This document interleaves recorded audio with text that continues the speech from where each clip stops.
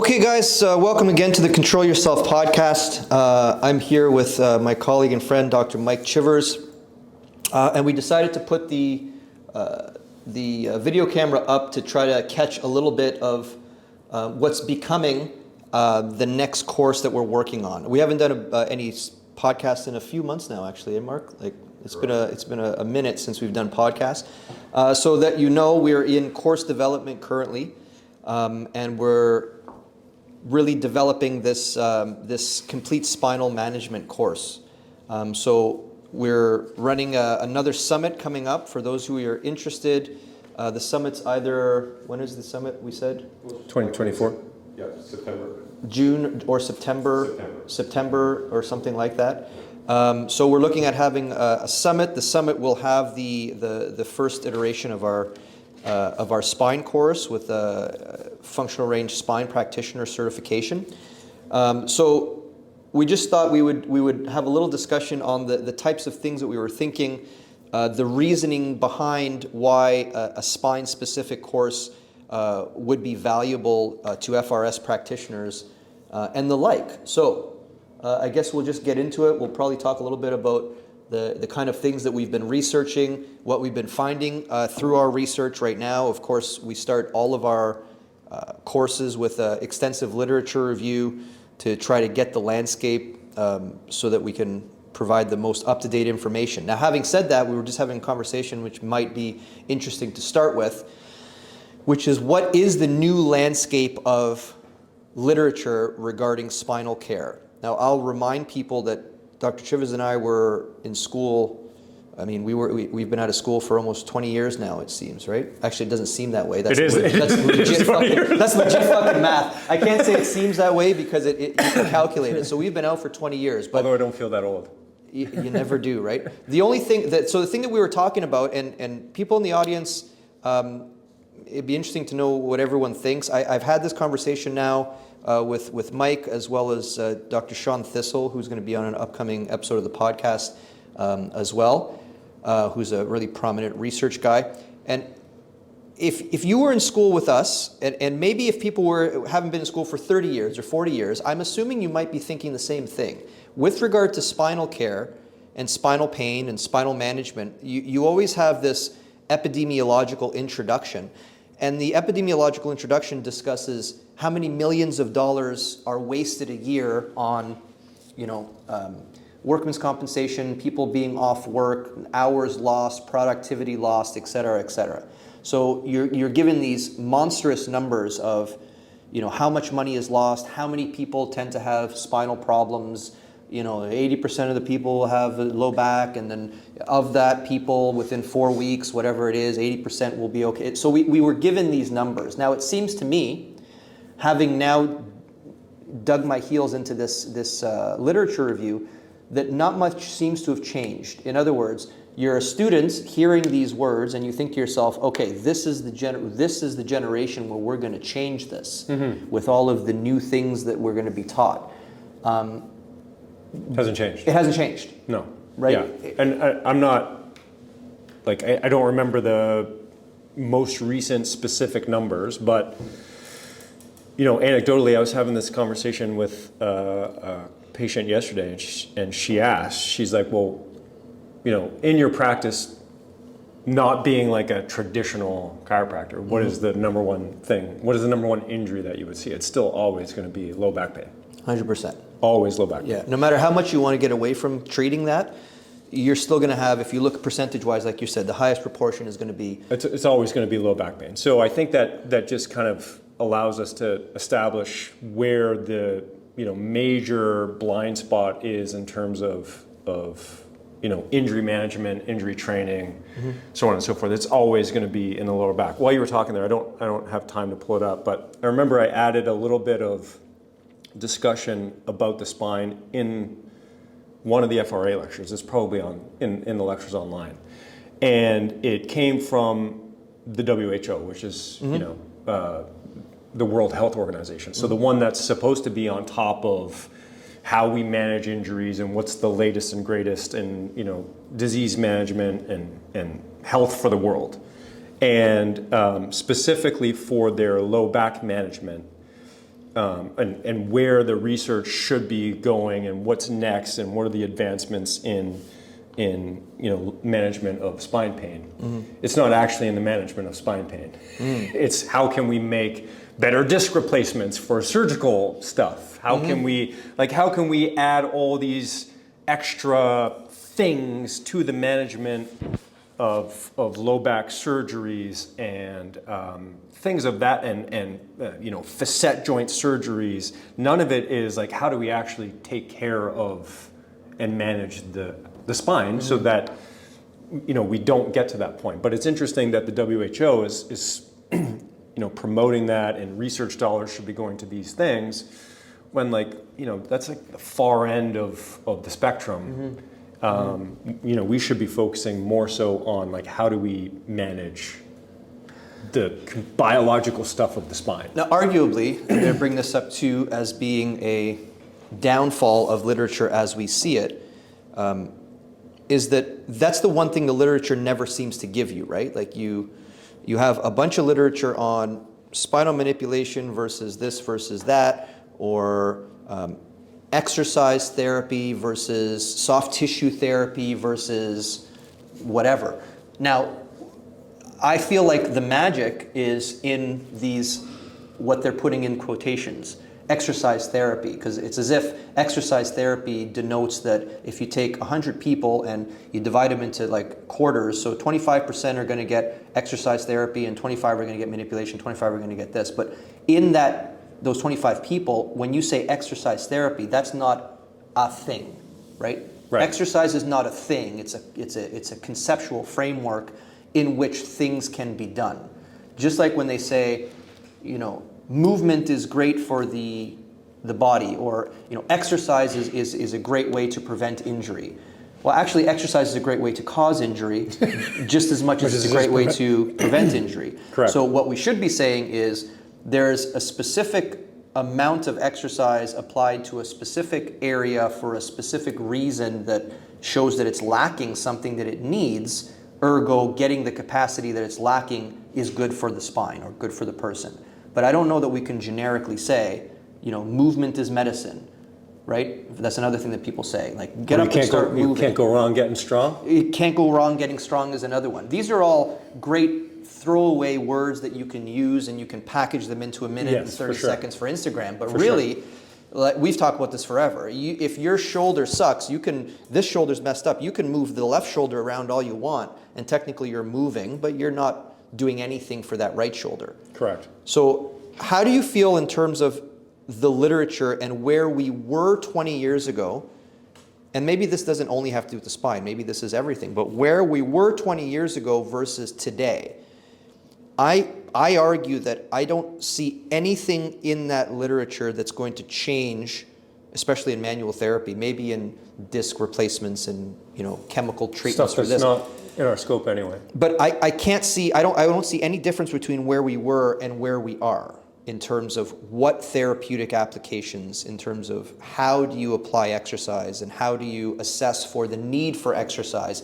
I don't know that there's a lot of movement in that regard, unless I've missed a whole swarm of exercise. No, I would agree 100%. Specifically for the spine, that is true, and we can get to that in a second. But I think that holds true for everything, right? A lot of things that we talk about in the system are things that have been out, they just haven't been used appropriately, or we tend to move away from them.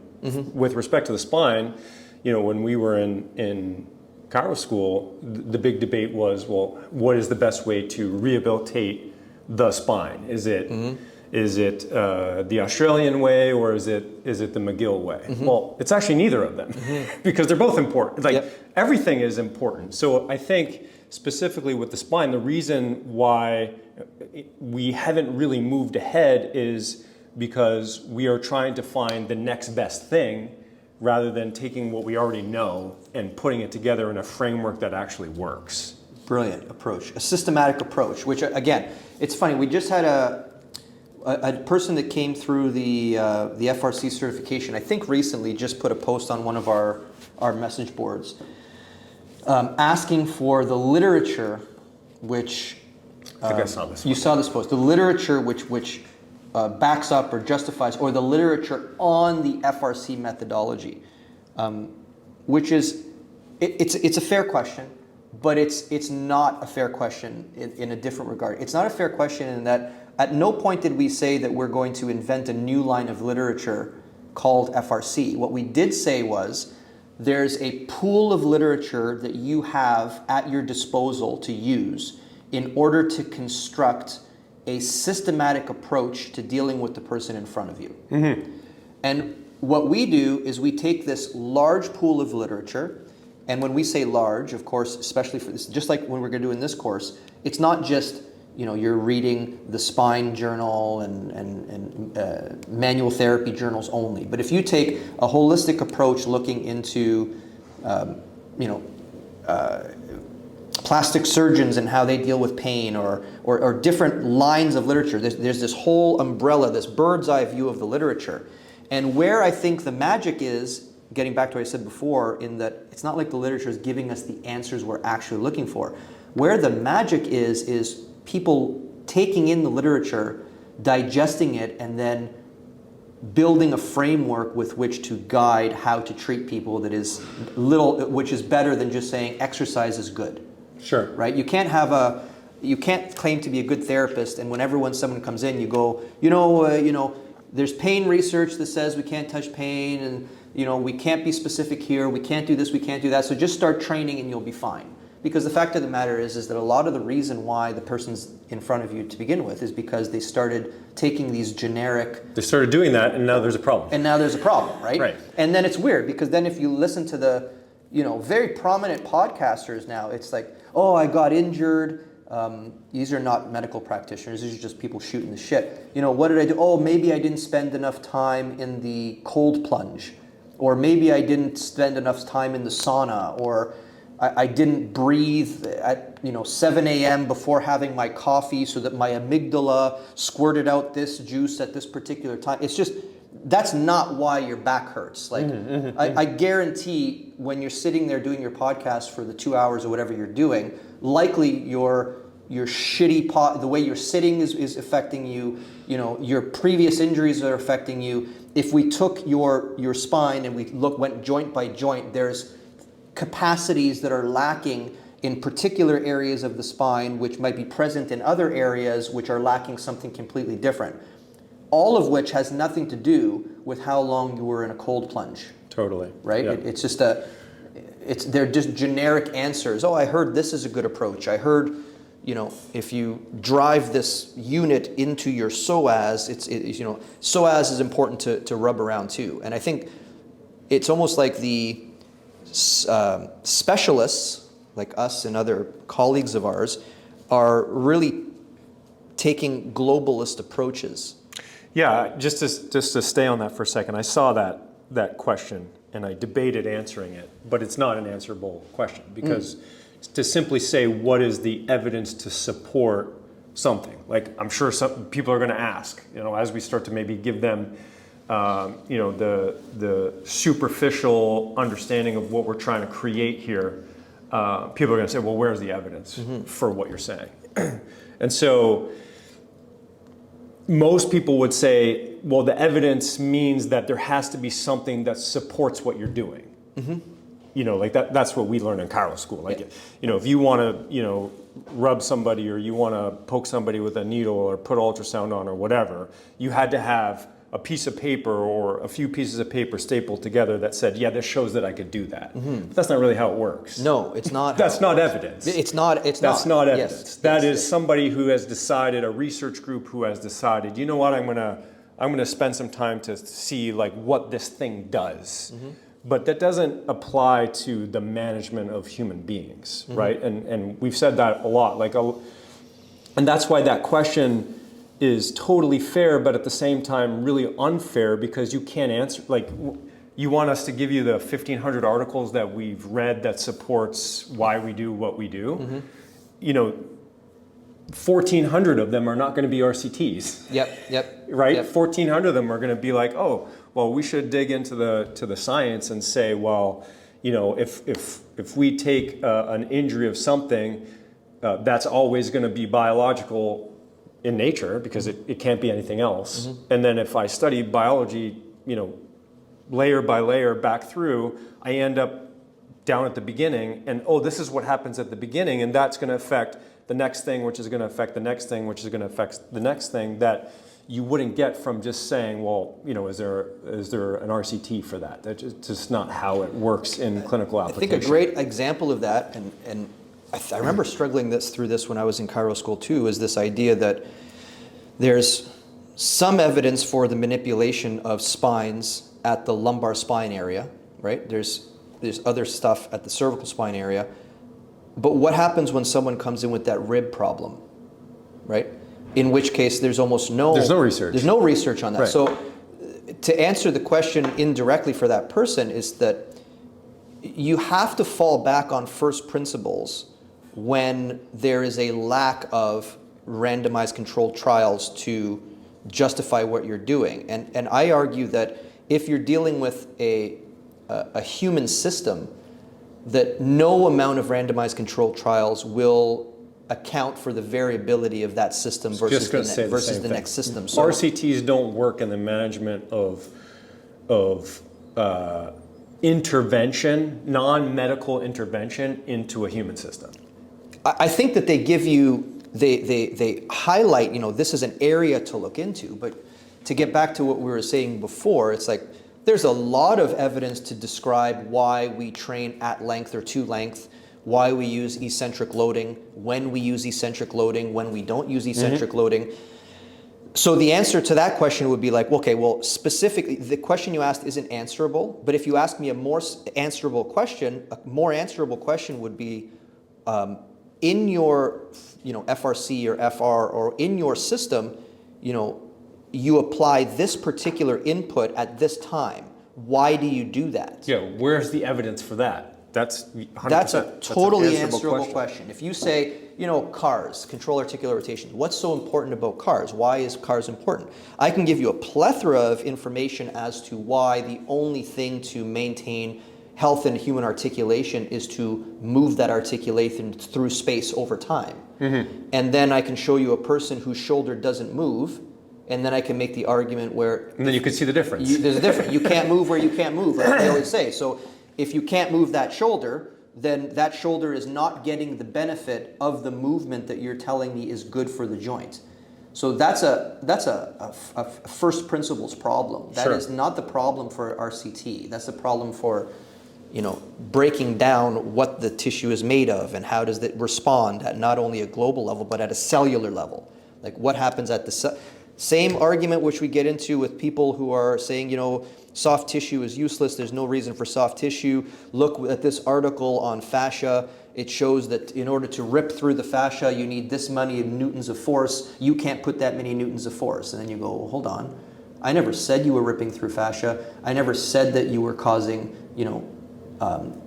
global changes to tissue quality just by rubbing and we never said that there had to be a certain number of newtons of force. We never said that. We said that over time, you have the ability to input forces, and we know that cells respond to force. Force is the language of cells. So if we can make our input more specific, ergo first principles would say that your result would be more specific on whatever you're inputting the input into. For sure. Very well said. Oh, very good, because I can't say that well again. Now, if you bring this back, and we bring it back to the topic of the day, which is the spine, some people might say, well, why do you need a spine-specific course? And the answer, as we've pointed out, is that the spine plays by different anatomical rules than the rest of the body, and our access to the assessment of the spine is limited by our ability to perceive motion in the spine, which is severely hindered. What do I mean by that? When you give me a shoulder, I can move the shoulder around very specifically and tell you exactly what quadrants of shoulder motion are hindered. And then I can say, well, to move further into that quadrant, do this, this, and this. With the spine, you're dealing with a segmented cylinder which acts as one, but not really. It actually acts as a series of segments, right? So we call it the spine. Oftentimes, what do you do for low back pain, as if there's only one type of low back pain. Right. But that is not the case.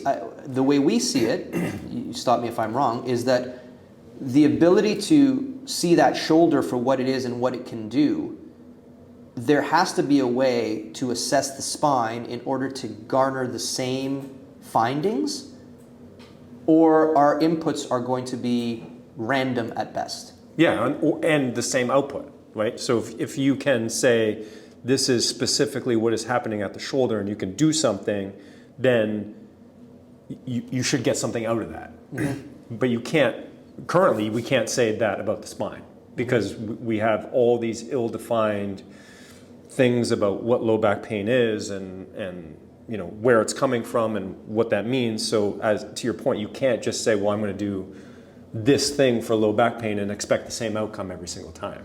But that is how the research is done. Correct.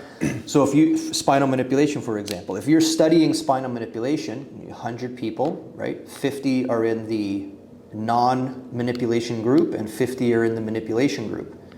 But of that 50 that you have in the manipulation group, you're making the assumption that 50 will respond to the manipulation in a somewhat coherent, not coherent, but a predictable way. Because that's what you're doing. You're trying to parse out the predictability factor. If you have 50 people with back pain and you give them manipulation, how many of them get better? But that is also to say that those 50 people have to be assumed to have the exact same problem. I was just going to say this, the beginning of that is that those 100 people with low back pain are all different. That's the problem. That's what I'm saying. And with a shoulder, because we have this understood way of parsing out quadrants of motion and what tissue does this, and this test is for this tissue, this test is for that tissue, we give the shoulder the respect of being a complex system. But in the spine, we remove the respect for being a complex system, and we just take it as a spine. So true. Right? So true. And then this might go back to the days of the understanding of the homunculus of the body, which is that smaller representation of the body found in the cortex, which has real estate given to different areas of the body. And you can make the argument that in a modern human, the spine is just seen as one thing, right? Sure. Yep. Whereas the fingers are huge, but the spine is just the spine. But is that the case of that's how it's biologically predetermined, or is that the case of we just don't spend enough time specifying movements of the spine? So I take the foot, for example.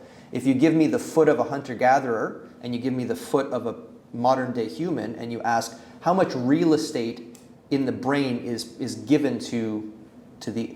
I would argue that in the hunter-gatherer there's going to be more real estate given to that foot, because that foot is used as multiple things, as a tool that does multiple things, whereas now you stuff it into a shoe and then you kind of patternize what it does. So of course you're going to decrease the amount of neural specificity that goes towards that foot. Definitely. Right? You could make the argument that the homunculus doesn't exist. Sure, that's what I'm saying. But that's what I mean. Maybe that homunculus, I would make that argument strongly, but maybe that idea, because I remember learning that, again, 20 years ago. Sure. And maybe that whole idea that, it's just the spine. So then you ask, well, what does the spine like? It likes to be manipulated, 40% of the time. Oh, maybe we should try manipulation. Oh, that didn't work. Maybe we should try acupuncture. Oh, that didn't work. Maybe we should try this or that. I don't see that in the shoulder. No, definitely not. Right? Definitely not. Yeah, this brings up a couple things that I think are important as well, and might segue into this, is that at the beginning of this we talked about how it's still the number one thing that we see. Yeah. So that's a problem. That's problem number one. Problem number two is kind of what you were just saying there is we just throw darts and hope that something sticks. And therefore the management of the spine is not specific enough. So if you use those two things as their own feedback loop, obviously there's a problem. There's a problem because low back pain isn't going away. That's obvious from the numbers.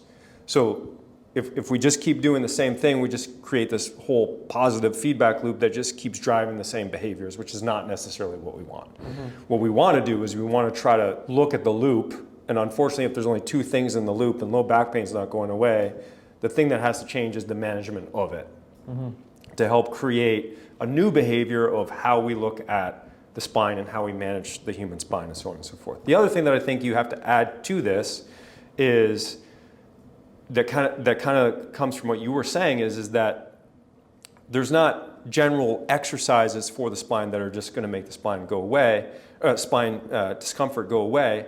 But in addition, you ever notice that in the experts as well, they always just fall to the natural history, which we never do anywhere else. That's right. We never do that anywhere. We never come in, someone doesn't come in with shoulder pain and knee pain, we go, we don't have to do much because it's going to go away in 4 to 6 weeks. Yeah, you'll be fine. You'll be fine. But we do that in the spine. Yes. The problem is that they come back the next year and we do the same thing. Yes.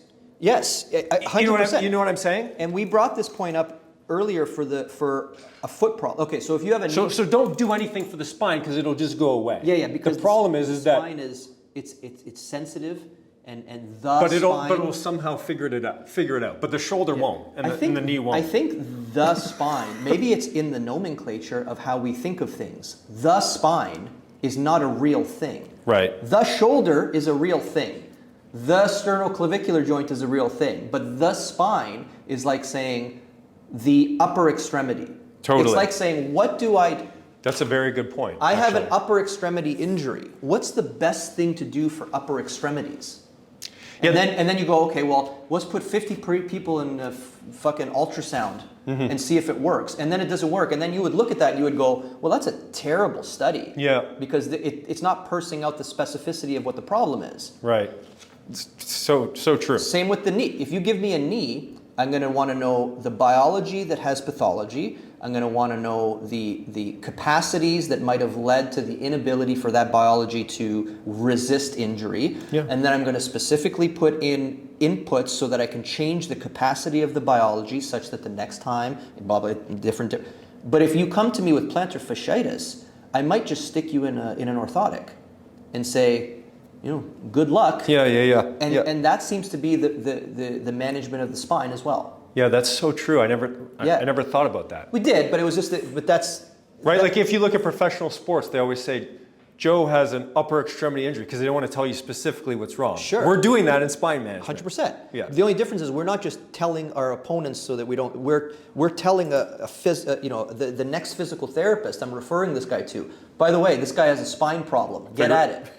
Yeah. So that can't be the case. But again, the way that you frame something, it's going to, over 20, 30 years, it's going to shape the way that you frame your management of that something. We talked about the spine. We talked about that homunculus idea.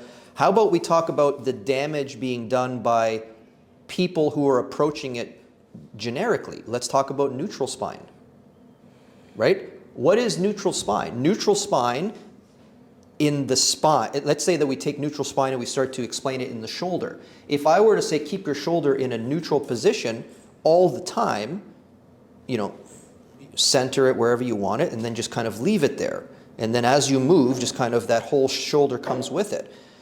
Okay, so yeah, you might prevent more acute pain in that shoulder, but you're trading the acute pain for chronic problems because you're not moving your shoulder. Mm-hmm. And I feel that about the spine specifically, that if you get people to walk around, if you get people to walk around in a neutral position all the time, and you bend up this way, you play hockey that way, you sit down very carefully so that you don't come out of neutral spine, you might prevent another acute incidence of spinal pain, but you are going to trade it up for the fact that you're creating a fragile system. You're just creating a fragile system. So.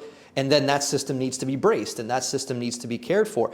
And then it becomes, in order to maintain this neutral, nothing's going to hurt me again, just get strong, bro. Like, you can't go wrong with getting strong. So just start getting a strong core. Mm-hmm. Now, I might be going off topic, but if you disagree with me if you'd like, but when I get a spine that has a problem, the number one problem I see is that the biology and the neurology are no longer in good communication with each other. Sure.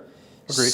Such that if I were to tell you that your brain doesn't really have governance over its rotator cuff at all, like, you know what I mean? Like it has access to the supraspinatus, but it doesn't have 100% access because you had that tear, and now a significant portion of what used to be contractile tissue is now not contractile tissue.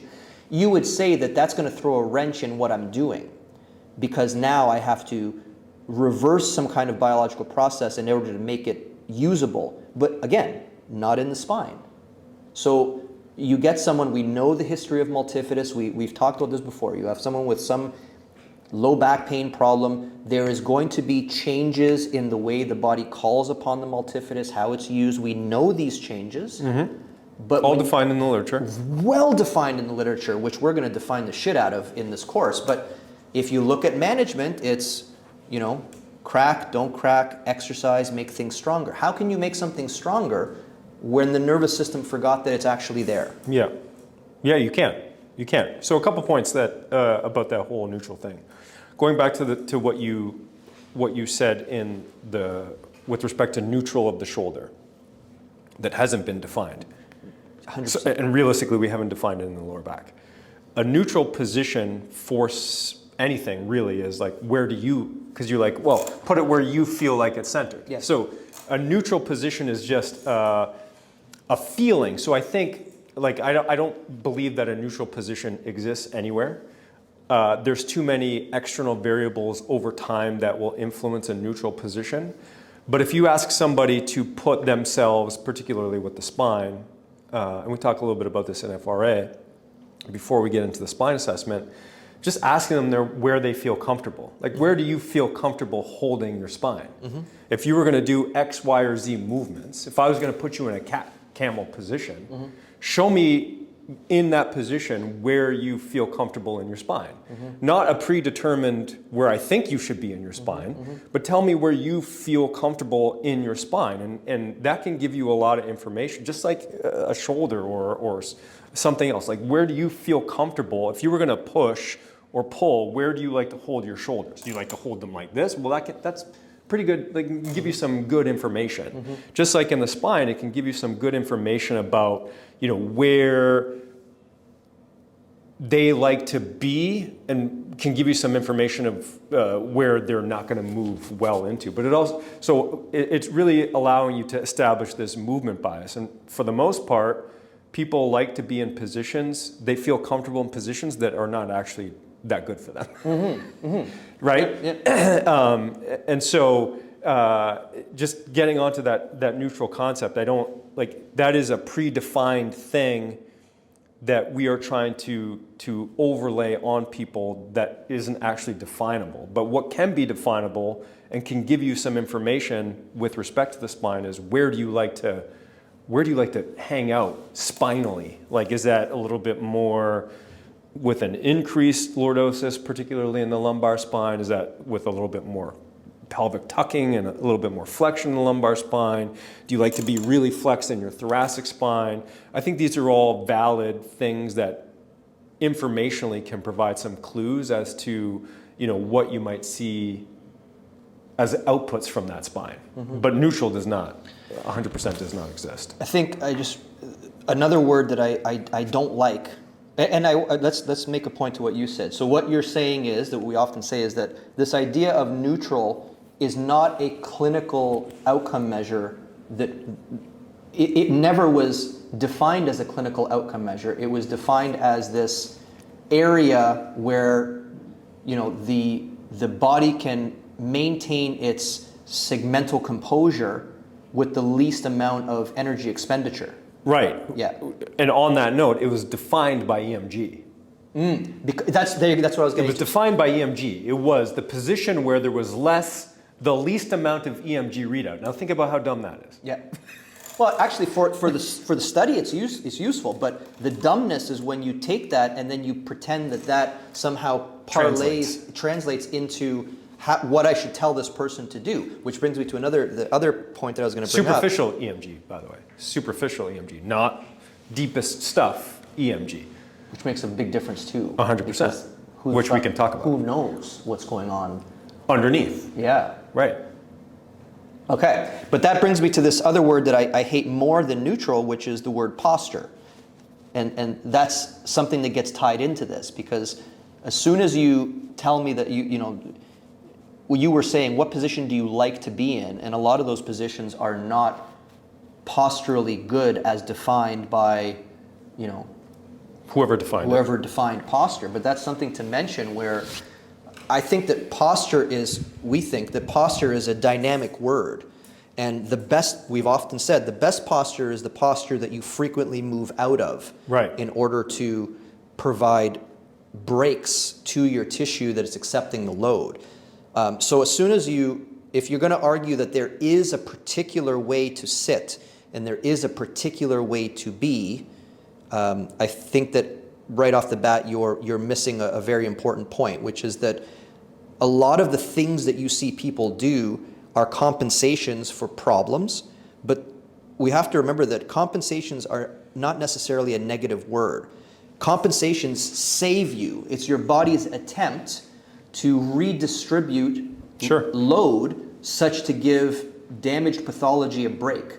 So I also don't think that our job is to look at someone's general way that they stand or the way that they sit and to tell them, no, do it this way. Mm-hmm. Just like I don't like doing that with runners. Like if you give me a runner and you say, well, my running coach said I should be striking with this and doing that, I would go to the running coach and say, you're contradicting however old that person is, 35 years of the evolutionary biological process whereby that person might have altered their running gait based on some genetic factors that you have no idea about. And that could have been just the way their biology is shaped. It's like you watch people squat and you go, well, you should squat this way or that way. Well, how long are their femurs? How long are their tibias? Mm-hmm, how much torsion is in that person's femur versus that person's femur? There's way more variables that we cannot amalgamate into our thought process that have to be respected. And that's where I go off on posture. Sure. Because just because it looks good on a picture, anatomical position is only anatomical position because if you're doing it in a book, it shows you all of the anatomy. Shows all the stuff. It doesn't mean that if you take me this way and put me this way that you're somehow healthier in anatomical position. That can't be true. For sure. So unless you want to go off of that. So I think what we're saying is, in order to take the spine and have any chance of getting through the noise of what the literature tells, we have to be able to look at the spine in the same way or something similar to the way we look at a shoulder. Very much so. In other words, every single segment is within its own right, is its own joint, and it should almost be... Every segment is like a shoulder. Every segment is a shoulder. Yes. Now, we're not going to get caught by the people that say, well, there's literature and, you can only palpate this amount of motion and you can't be specific where manipulations go. There's people that will say that, you can't be. All that aside, that tells me that it's difficult to isolate segments in the spine. Totally. But it does not tell us that you should not attempt to isolate segments in the spine. Definitely. That seems crazy. And here's an example. If I give you the clinical scenario of someone, you'll probably tell me what you feel is going on in that segment. Like if I tell you that the person in between, they had episode of low back pain where they were, reaching over and they felt something go out. And then, they have a history of that goes away and it comes back and it goes away and it comes back. And when you go to L4, L5, when you go P to A on a spinous process, you get a jump sign.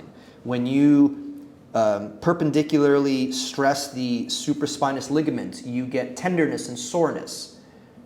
What do you think about what I'm describing? Like, what does that, as a very sought after therapist, what does that tell you? Well, there's a couple things to say about that. First and foremost, I think, going back to what you said, the history is like a typical low back pain patient. I mean, 80% of people that would come in for low back pain, you described like, whatever, 60% of them, I'm just using numbers, which is, they throw their back out on a very simple task, one that they would do every day, probably multiple times a day, until one day it causes a problem. Getting back to what we were talking about before, if I'm a therapist that doesn't really look at the spine as being all that important in trying to hash out information about what is happening segmentally and region by region, and then what happens globally in the spine, then I can say, well, realistically, I'm just going to try to run through the natural history of this, prescribe some general exercise and some core strength, and therein lies the problem why that person has multiple episodes of low back pain. And so the second part of what you said is that at least what we're trying to establish before we get into some more details is that there should be a more specific assessment of the spine. And so when you then push on a spine and you go segment by segment, and we can maybe talk a little bit about that, where you're finding the spinous process and you're pushing down in a P to A fashion, and you find that there's a different feeling to those, or you create, the jump sign is the throwing the back out. Like that's what you're recreating. And then you go on to that segment where you get that jump sign and you go in between and you palpate the ligament and it's tender. I mean, those are signs of underlying movement dysfunction, right? And for us, maybe we can get into the definitions, that for us is a segment that is not playing by the rules of how a segment should play, which is, I'm going to use hashtags here, but normal amount of stiffness, a normal amount of muscle capacity to allow for intersegmental motion and control of it. A spine like that is one where biologically there's not enough restraining mechanisms segmentally at that segment, and therefore certain things are becoming overloaded, capacity starts to go down, and now you have a segment that moves around a little bit too much. Moves around a little bit too much is the versus. Okay, now, so I guess what I was getting at is the fact that my words mean something to you and translate into an approach that changes. Like that's what we're getting at in the course. Is that these questions are answerable questions, and the answer to the question must lead you down a path of training and treatment that changes or that corrects whatever capacities we think we're lacking. And you said at that particular segment, because that's not to say that 2 segments up or 2 segments down, or 1 segment up or 1 segment down, you have the same finding. Totally. Right? It doesn't mean that. So that means that, theoretically, if you have that segment, which we're going to call, it's a hard word to define. Saying hypermobile sucks because unstable, hypermobile, these are like radiologically defined terms as well, so you don't want to step on the toes of those definitions. Yeah. But sloppy is a... I think one that exceeds its normal motion capacities is kind of what we're getting at. Okay. One that is, sloppy is a great way to put it, although it's sort of not definable in this. One that, moves too much. One that does all the work for the region, perhaps. One that loose comes to mind, but that's really not a good term either. I know what you're getting at with the hypermobile, because it isn't necessarily a term that can be defined for us, but one that relative to its peers above and below has more motion to it that is uncontrolled motion. Therefore, getting back to the brain concept, therefore the brain that segment is not being represented well, and therefore becomes uncontrolled. Plus now, there is a pathology that occurred. This is another thing about the spine which I think that people don't give enough credence to, is that Now that you had that injury, there is pathological tissue located at the area of that injury. Sure, definitely. In both red and white. Okay, and by red he means muscular. We kind of draw a fake line in between connective tissue versus muscle. Of course it's blending, but red versus white. But that's another thing that is not taken into account. It is taken into account in the shoulder because you told me you have a supraspinatus tear. But in the spine, it's almost as if the assumption is there is a pain signal that has been triggered, and that in 4 to 6 weeks, the signal for pain will no longer be sent anymore, and everything's fine, right? Mm-hmm. But that's also not the case. And now when you say, just get strong, bro, just strengthen the core, well, there's a problem, because if I told you you have a supraspinatus rip, tear, right? The answer is not just make that shoulder stronger. Go back in the gym and start pressing. You would tell me, well, no, there's specific capacities that now the supraspinatus could take this much force, now it could take this much force, so we have to come on with this much force in order to bump up that capacity over time, such da-da-da-da-da. But it's almost as if the pathology that occurs because there was a spinal segmental buckle, that's just going to be fine. It's going to be fine. Not only is it going to be fine, but it's going to be fine, and the body's going to heal it in a way that will reestablish normal afference. All the things just become good again. Everything's fine again, right? It's just like that. When you injure yourself, there's anatomical consequences to the injury. No matter what the injury is, there's anatomical consequences. If it's a very mild injury, sure, things will heal.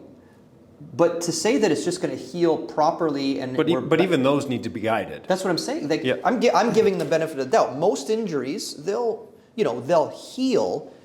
But I remember one, he was telling, like, I was reading the thing, and it was almost like he was suggesting that because evolution has gone so far forward, that the body knows how to take care of itself. When it gets injured, it just knows how to take care of itself.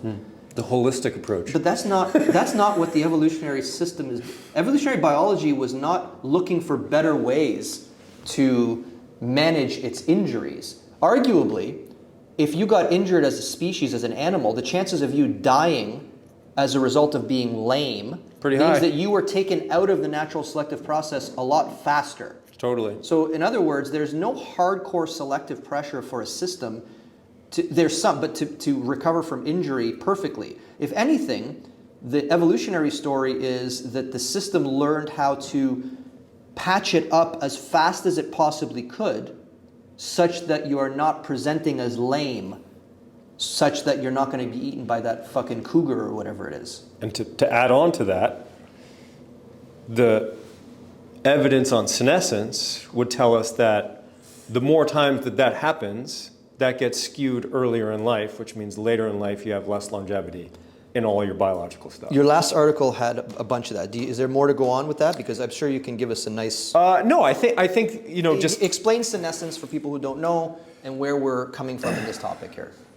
So, to add on to what you said, and this is biological specific, so this isn't necessarily just in the spine, this is everywhere, is that...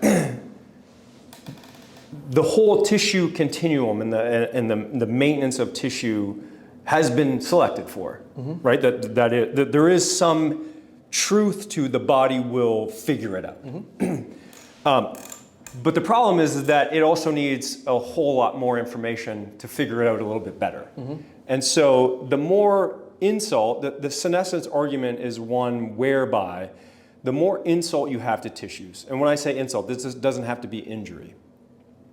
The more the selective pressure is, or there's an increase in selective pressure to maximize the ability for those cells to regenerate and to heal themselves and so on and so forth. And as I said, that still needs guidance. There still is guidance there. But if we're looking at it purely from an evolutionary perspective, that the more insult there is, the more pressure from a selection perspective there is to minimize that insult in some fashion.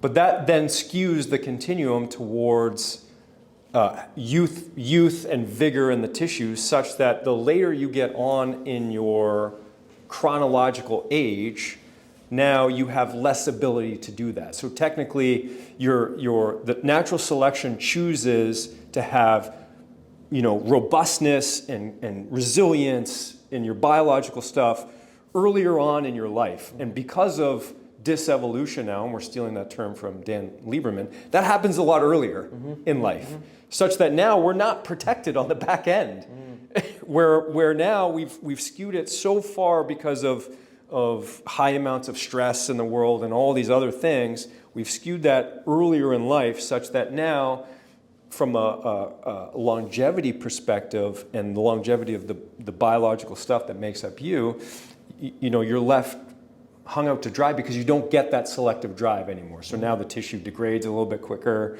We have less cellular regeneration. We get more cellular attrition. And that impacts both white and red tissue. How does stagnation play into this? So, of course, you have this, we just described this segmental buckle. We know the biological responses that will proceed from the literature. So if I asked you, for example, in that person, left to its own accord, what happens to the multifidus in time after that low back pain? We know, we know what it's going to be. We know how it's going to respond. We know that pain will be there, and pain will cause the person to not want to move into that region.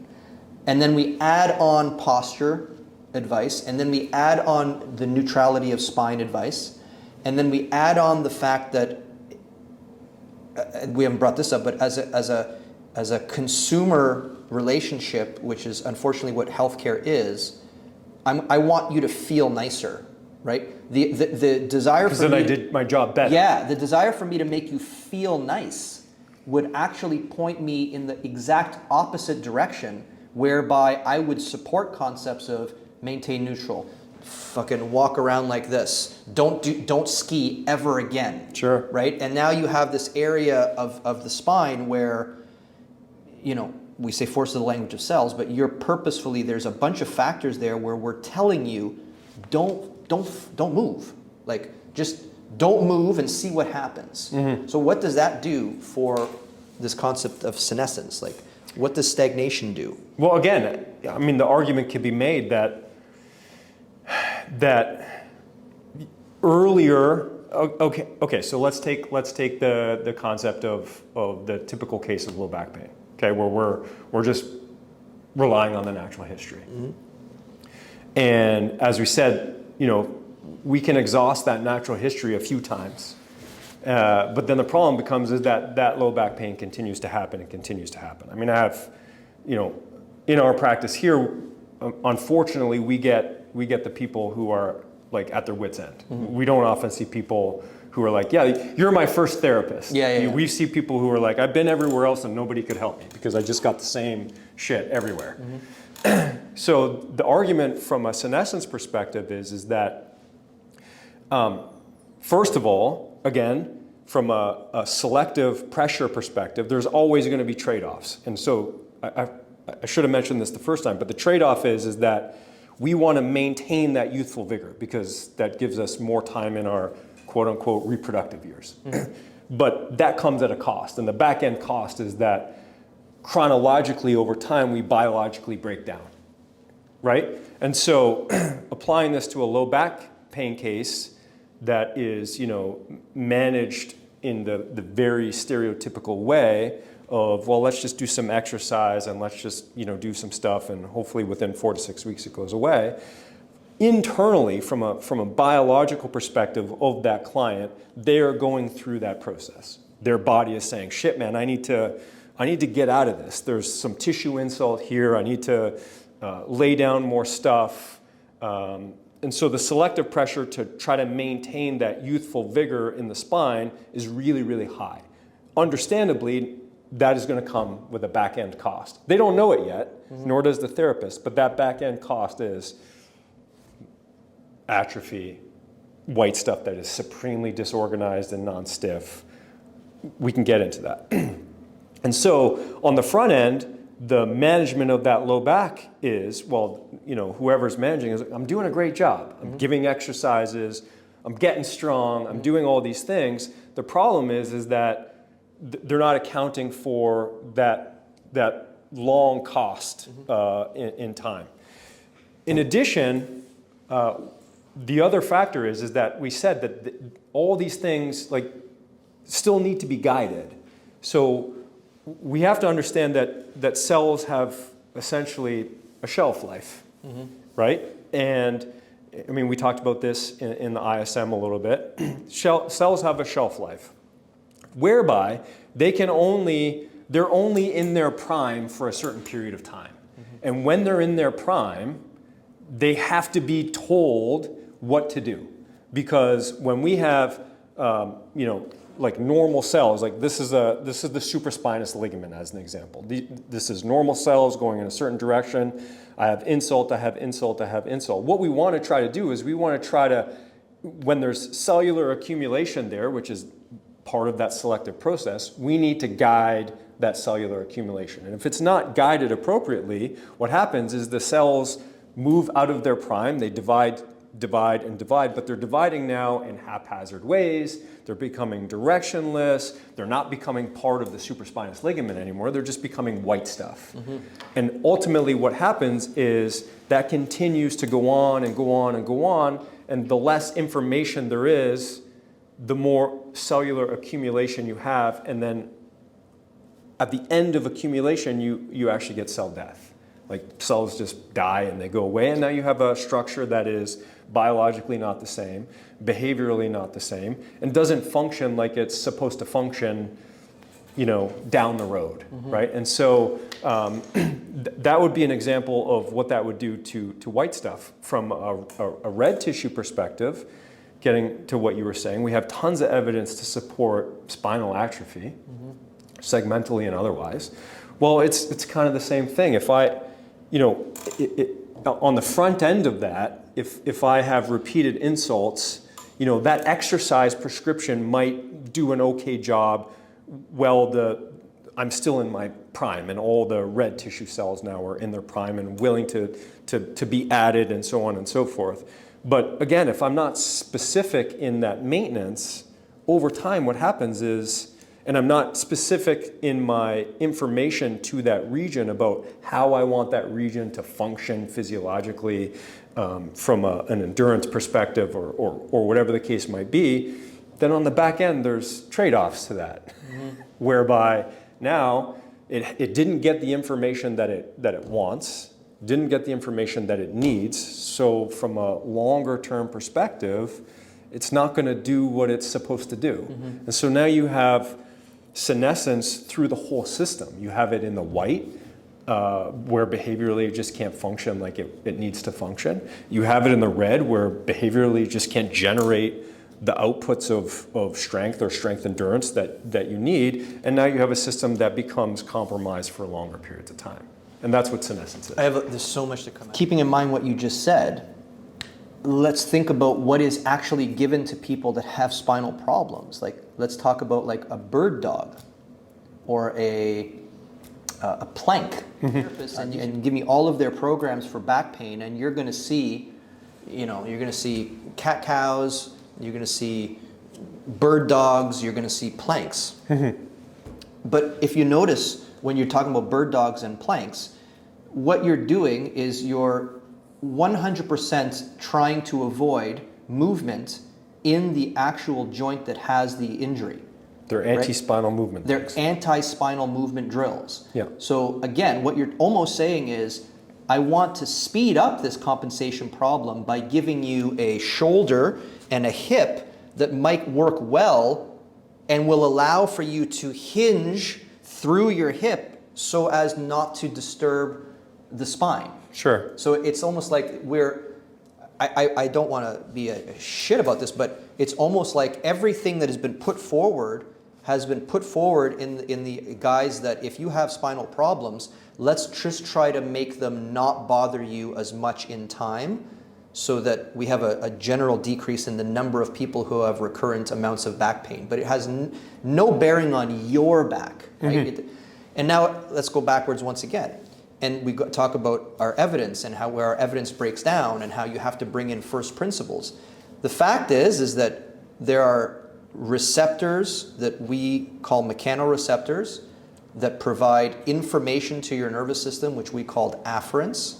And these mechanoreceptors live in normal tissues that surround the spine. So if you think of very dense. Very dense. around So the I was spine. going to say, when we were in cadaver lab, we would always say the closer you dissect to the spine, the more everything becomes white. It's almost like by the time you get to the spine, it's really ossified in this white connective tissue. It's in like a cocoon of white. Yeah, right. But that stuff is, in the perfect scenario, all of those receptors are feeding back information such that when you go to move, we can go into the idea that your decision to move happens well after your body is actually going to tell you to move, and your conscious ability to say, I'm going to move, is far later than your body's decision to move. So that means that that the body needs preemptive information as to the status of that system in order to say, okay, now if you want to move away from where it is, we have to know where you were, where you're going,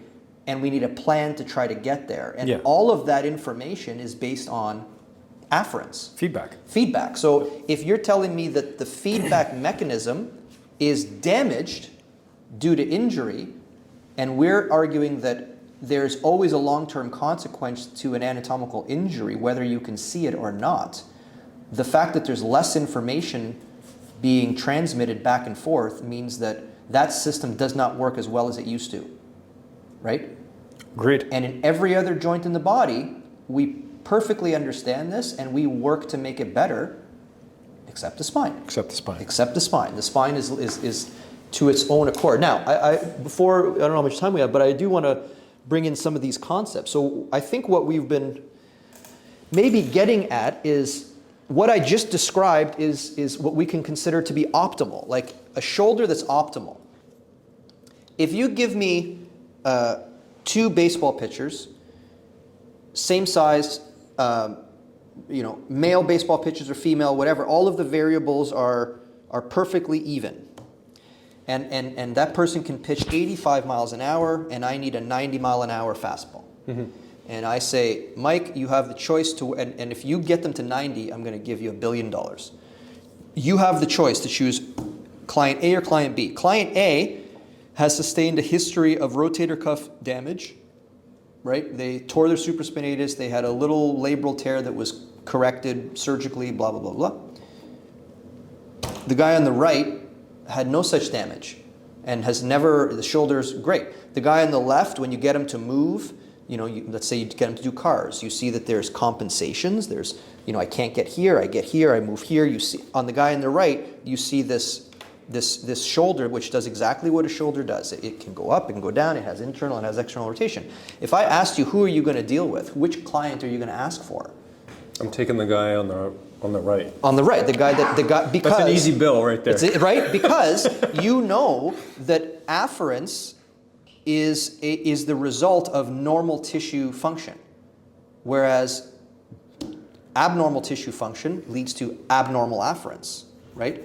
And that's the same thing in the spine. So if we said that when you injure your back, we know that the multifidus starts to atrophy. So if we know that that's going to happen, if we leave that to its own accord, and we just make the person strong, and we give them bird dogs and whatever, like I said, we're leaving that system no afference, and we're asking it to just function normally, which you would never ask of that shoulder. That does not make any sense. So getting back to here, so what I was getting at is we can define optimal.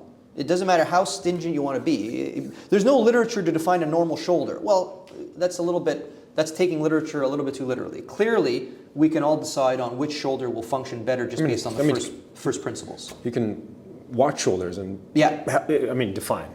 So that means that we're going to say probably, but there is an optimal for a spinal segment, right? There is an optimal for a spinal segment.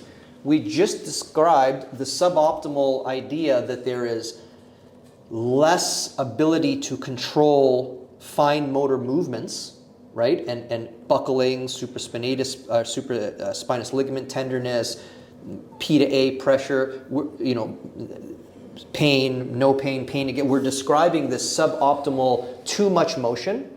And then there's this other side. The stiff side. Whereas the stiff side, which is arguably even more common in our practice, where you have the 45-year-old construction worker who doesn't exercise, diet is not good, their hobby is Netflix. These people have not explored their spine, right? Mm-hmm. So that would bring this idea of this person who is incredibly stiff, mm-hmm. right? And when you're incredibly stiff, there's a whole list of capacities here that we're missing, which are going to be different than over there. Over there, we would never have said, you know what we need? We need to increase the amount of workspace that segment has. Because arguably that segment has uncontrolled workspace. It's more important to get that workspace controlled. Whereas over here, we would automatically be adding things like specific pails and rails in our world in order to try to create the landscape in which motion can occur. So I think just to make it clear for those that are listening, so we've qualified these things. So this is kind of what we're calling our spinal segmental continuum, or a segmental spine continuum.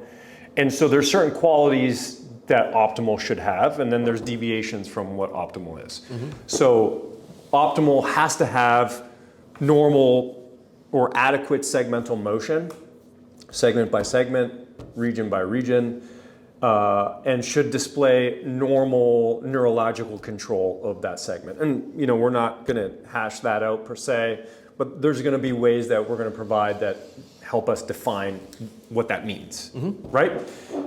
Therefore, we can say in optimal, and this is really important because you've harped on it a couple times, that we can say that optimal has full afference. Therefore, it is being consciously, unconsciously monitored by the central nervous system. Which is what people think core is, by the way. I think when people use the word core... Yes. Don't you find it funny that when we have low back pain, we always just train the front of the spine? Like people do core exercises, but it's all for the front of the spine. Nobody ever does anything for the back. Yeah, it's true, because the back is not part of your core. But the back is your spine. Yeah. So that is strange, actually. Like, where's the exercise to fatigue out the L4, L5 erector on the right?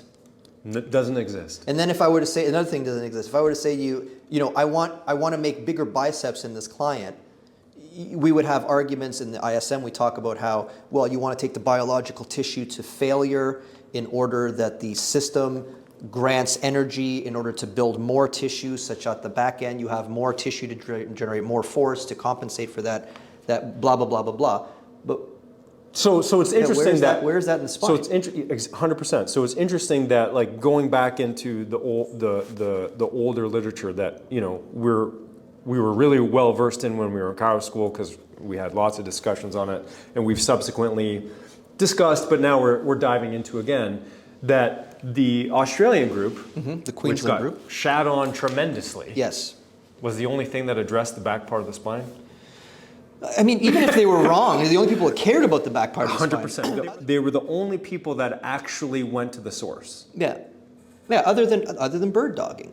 And then you got to explain to me how a hip exercise is specifically going to say, you know what, we need more red stuff in the L4, L5 segment on the right. Yeah. For sure, let's take this hip exercise.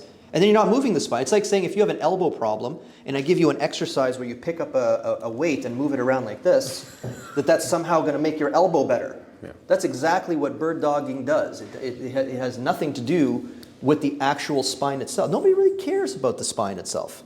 But I was going to say, this is the same problem. Herein lies a problem. The idea of core. It's what they mean when they say core, and then they just say you got to have a stronger core, because it's easy to say. It's easy to say. It's easy to say, it's easy to believe, but it's 100% incorrect. How do you get a stronger core? You do 3 sets of 12. Right. Like what? What does that even mean? Can you imagine if you did 3 sets of 12 for your bicep with the same weight forever? Yes. Like, would you ever argue that you're going to get more bicep as a result of that? But yeah, and therein lies the problem, where it's not specific. So if we can define this, that means that we can define either end of the continuum. That's right. Yes. So it's the same qualities. They've changed. Those qualities have changed. So if we have a suboptimal segment that is moving too much, we'll just say that for now, then we have inadequate movement distribution segmentally. We have poor control of that segment. That means the nervous system is not, aware of that segment, therefore it can't control it, which means that afference is poor. On the other side, you're on that side, but we can then say if we have optimal and we have this on the far right of the continuum, there's going to be something on the far left of the continuum, and it's going to be the opposite of this, and that is a segment that doesn't move. So therefore, we've called stiff. Again, these terms might change. Where there is inadequate segmental distribution in a segment within the region, and also because now there's no movement, there can't be afference without movement. That's right. So therefore, there's poor afference. And clinically, I think we've also defined these. And again, this is just very cursory. But over here, on a segment that moves too much, you're going to have a lot of the jump sign type things, supraspinous ligament tenderness, and then you're going to have a lot more peripheral distribution of discomfort. So it's not going to necessarily, like these are the ones that if you push on that segment, they start to feel it down the leg or, and again, that's all mapped out in the research where those peripheral distributions are. And then over on the other side in the stiff, clinically, probably a little bit more local in terms of the clinical presentation. Stiffness, the tightness, the feeling of... For sure. It's going to be hovered around that segment a little bit more. Now, just doing that, because we're not going to go the flip side of this, we have all of what do you do? But just doing this is a way to look at the spine, which to this point, maybe some practitioners have brought it to this level, but to this point, there's no system in place that I know of that has broken down the spine in this way. No. Now, if I give you these findings to one of our practitioners who's been through our stuff, if I say, this is one of the findings, this decreased amount of afference or this movement distribution, or on this side that we have a lack of workspace, these words prompt action. And the action is you've defined a capacity that's lacking. We've defined how the literature attacks a lack of capacity in order to improve the capacity. Ergo, now we just have to direct the focus of our inputs into the spine, which is, again, has not been done. So of course the course will parse out, how do you treat the spine more like a shoulder? How do you break down these findings? How do you determine, in this case we have optimal, stiff, hypermobile, stiff, optimal, which is a very common pattern to see in the lumbar spine. Or if we have a hip that doesn't move, we might have an SI that is hypermobile. Again, hypermobile is just the... Yep. I don't want to argue about that word, and then that might make the joint above and below become stiff to try to compensate. But these are definable qualities, and not even with new literature. These are definable qualities with the information that we have, right? Yep. So again, it's a matter of taking first principle concepts and then specifically applying them to this problem, which is a problem born out of biological tissue.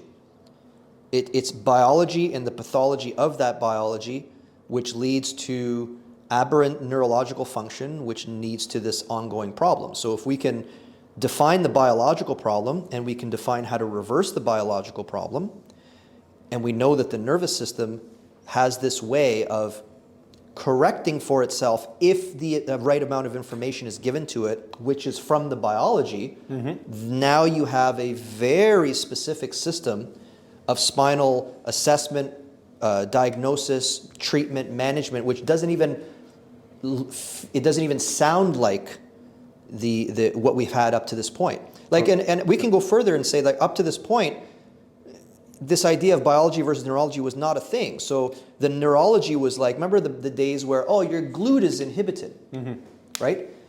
Still hear it. It's still there. Your psoas is weak, or your glute is, I saw it on Twitter, which is now X. I saw it the other day. Oh yeah. The best exercise to uninhibit your glutes. Which is such a crazy statement, and you can go into our history, and we've talked about why it's a crazy statement ad nauseum, but it's a statement which screams, I don't actually know the science.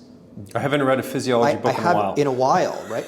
Like, for the people watching, and this is way off topic, but where are we now? There's I would say that up to this point, for example, we've studied nerve cells. You know, you have the nerve cell, you have all of this stuff coming out, you have the dendrites, right? You have that synaptic cleft with another nerve, right? And then that goes, and it continues.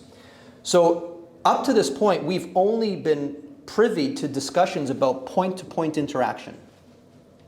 Then we have stuff like, what's that guy we were talking about? Oh, Seth Grant. Seth Grant's work, where he goes, okay, well, hold on. It's not just this nerve has a signal to send, there's a depolarization which spreads to the next nerve, and then it depolarizes. No. In the release of chemicals at this point, there can be hundreds of different chemical combinations released, such that the responding nerve doesn't just take it and say, okay, you want me to depolarize? Fine. No, it can send a very specific signal such that Seth Grant would say that there is a degree of logic that occurs in the synaptic cleft, which we're just learning about now. But there's even more to it. Some papers, funny enough, about cephalopod intelligence and octopuses and how their nervous system, how they have these grand scale nervous systems, but most of the nervous system is dedicated towards the movement of the complex movement of the limbs, and it might not be towards cognition. But anyway, a point there was brought up about the idea that these point-to-point interactions, discharge or not, that is one form of neurological communication. However, at any given point, if you're looking at the nerve, there is small amounts of ions that continuously fluctuate across the membrane, right? Which nobody ever talks about, right? But if you take now an XY coordinate and you map the range of those fluctuations, so in time, if we give X to be time, this depolarization moves in time, right? Such that you get something like this with regards to the range. Now, if something happens at this point, which is closer to the threshold, that's going to cause that depolarization to occur quicker. Versus if it happened here, you're in a state where you're not close to the threshold, so the depolarization might not occur. Well, that means that there's a lot of extrinsic factors that might be influencing the nervous system. You can talk about fields and magnetic poles, and this is a whole bunch of stuff that a lot of people took too far and energy is flowing throughout the body. If you're talking about scientific work, you have point-to-point interactions. You have point-to-point interactions which in and of themselves have logistical complexity. And then you have a fluctuation across the membrane where this particular cell may be more or less excitable depending on the sun, the nutrition, your hydration. What am I saying here? I'm saying that this nervous system is way more fucking complicated than we think it is. Then your glute's going to come on and off. Yeah. And the only thing that we know about it is that this nervous system is dedicated to the utilization of the biology, which is what gives it the information that it has to go by. Again, neurology, biology. You can't just strengthen your core. You can't just turn on your glute. You can't just let the evolution heal the back such that it gets back to normal and the nervous system just goes back onto normal point-by-point information. It's a lot more complicated than that, I think, is the point. Definitely. And just getting back to this, I think one of the things that hopefully should be apparent for those that are watching and listening is that if we had the ability to define these regions segment by segment, and we were able to quantify these and qualify segments based on the continuum, and quantify the amount of motion that is occurring and the amount of feedback that is happening and so on and so forth, it would be easy to see how you can't just manage this as the spine. I think that's That's the major point, is that if you were to take one point out of this, is that up to now the spine has been one thing. Up to now research has treated the spine as one thing. Up to now how we deal with spinal problems is to condense it into one thing and then protect it at all cost.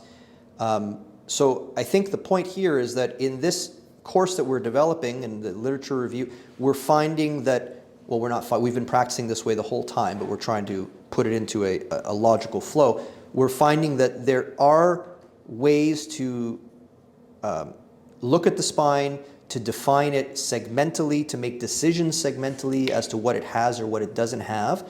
And then if you run that through the guides of the functional range systems and FRC and FR and FRA and how do we assess these things, it fleshes out a very specific way to manage not low back pain, but spinal function on an ongoing basis. Agreed. Yeah. Which is really what that course is going to flesh out in more detail. Do you want to give them the details of the course? What expectations are, what we're doing? Or did we do that already? I think. Did we talk about the summit? Did we say that it's going to be at the summit? Oh, okay. We said that the first one of the first certification for the spine functional range spine practitioner. Fall 2024. Probably fall 2024. Maybe the end of the beginning of the summer. We don't know quite that yet. But yeah, it'll be interesting. This is, of course, going to be fully referenced. We're going to have our literature review. We'll have our lectures on the, we didn't even get into the ways that the evolutionary anatomy of the spine are exactly opposite of the evolutionary anatomy of all of the other synovial type joints in the body, and how that plays in, the rules of the spine being different. For sure, there's enough to talk about just for the spine that lends itself to its own course. So I guess that was a good introduction to what we're doing and what we've been working on with this and a bunch of other whiteboards. But yeah, anything else to add? No.